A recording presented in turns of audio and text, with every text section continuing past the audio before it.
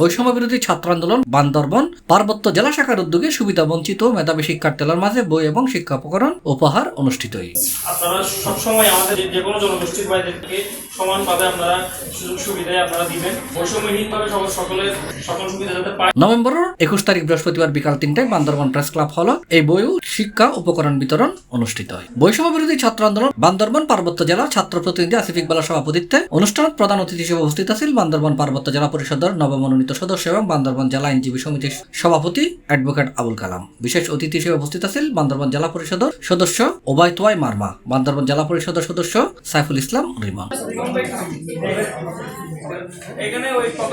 এই সময় শতাধিক শিক্ষার্থীদের মাঝে বই ও শিক্ষা উপকরণ উপহার হিসেবে প্রদান করাই ভবিষ্যৎ শিক্ষার্থীদের সার্বিক সহযোগিতা চলমান থাকবে বলে জানাই আয়োজক হলে। এই সময় বক্তব্য হই আমাদের কাজ হবে সমানভাবে সবার সহযোগিতা করা। সুতরাং আপনারা যদি এরকম বৈষম্য দেখেন, কোনো সমস্যা দেখেন, সেটা ছাত্র হোক জনতা হোক আমাদেরকে জানাবেন, আমরা সেটা শুনতে এবং কাজ করতে পারি। অত্যন্ত হচ্ছে গুরুত্বপূর্ণ। অনেকে টাকার জন্য বই কিনতে পারে, কিন্তু বৈষম্য বিরোধী আন্দোলনের স্বপ্নটা হচ্ছে যেন কাউকে আর বই দিতে না। C+ চট্টগ্রাম।